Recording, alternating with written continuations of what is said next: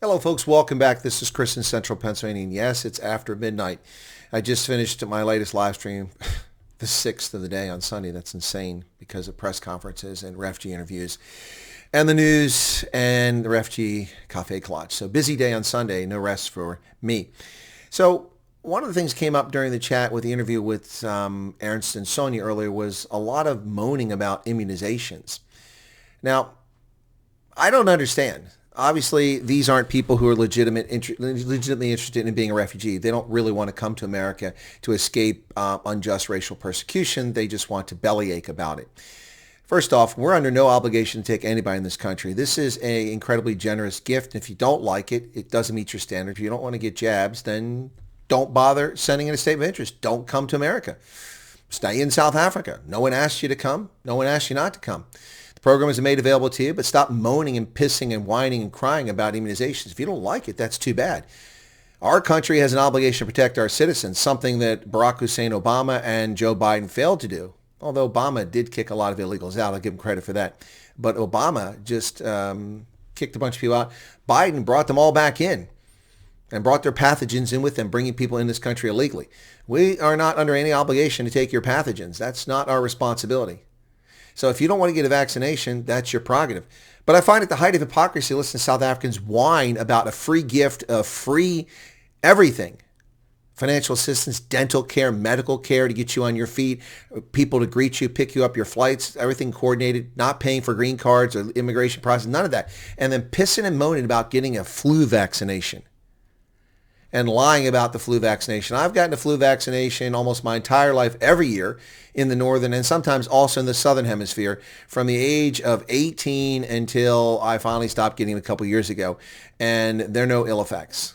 Stop your nonsense. Or just stop moaning about it. Don't watch the program. Don't watch the interviews. Take your complaints elsewhere. I mean, I find the height of hypocrisy. When I traveled through South Africa in 2010 on 3 occasions to travel to Tanzania for conferences and events that I had to attend when I was based in Botswana, I had to fly through, of course, OR Tambo with a diplomatic passport. And every time I went through diplomatic passport, I had my yellow shot records with me. But my last trip, I didn't have that.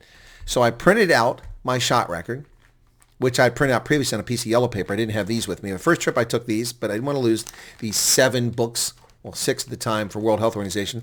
So I didn't take it after the first trip because I didn't need it. I printed out a piece of paper so if it got lost, I wouldn't have to worry about it because this was almost stolen or lost on me in Tanzania. And I didn't want to risk that. So I printed it out and I had yellow paper and I printed out sheets that showed all my immunizations from the Army.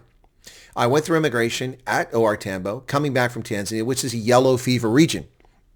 The same immigrations officer at the same diplomatic window with no one else in front of me saw me 3 times in a row.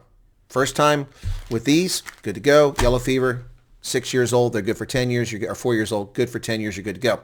Second time, print on yellow paper, good to go. The third time, I couldn't find the yellow paper. It was in my office and I was at home and I was short and had to get to the airport short on time. So I printed it out and all I had was white paper at home.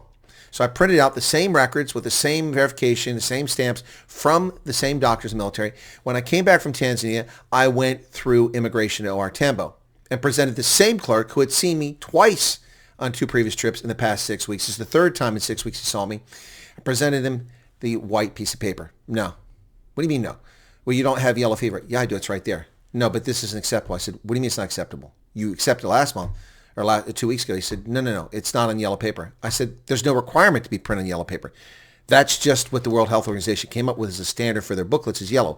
But you don't have to have a yellow shot record. You just have to have medical records. These are medical records. No. I said, well, what happens now? Well, you can't enter South Africa. Are you serious? I have to get to Botswana. How else am I supposed to get there? Well, you have to get the immunization. I said, I have the immunization. There's a record of it right there. Well, you have to go to that clinic over there. So I walked over to a clinic at the entrance to OR Tambo where the international flights come in. It isn't there anymore, the clinic. I walked in and I said, I have to get a yellow fever vaccination. And they said, okay, $130. Not 130 Rand, not 1,000 Rand, $130. Talk about a scam. I had to pay in dollars. Now, I don't usually carry cash, but I had a little bit of emergency cash on me, and I somehow had the right cash. So I paid. And as a consequence, I got issued this BS. A South Africa World Health Organization certificate of vaccinations for yellow fever for a vaccination I already had. I had to get jabbed for yellow fever because South Africa's corrupt system forced me to get a jab because they're too stupid to accept medical records.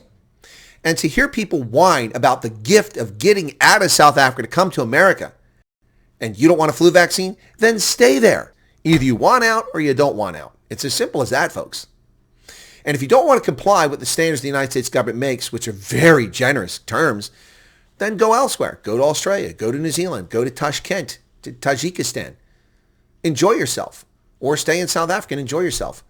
I'm not here to encourage you to leave South Africa. I'm not encouraging you here to stay in South Africa. It's a choice you must make for yourself. But if you don't want to be bothered to get a passport, you don't want to bother to try to get your correct birth certificate, you don't want to be bothered to show up for interviews, you don't want to be bothered, then you don't want to be bothered.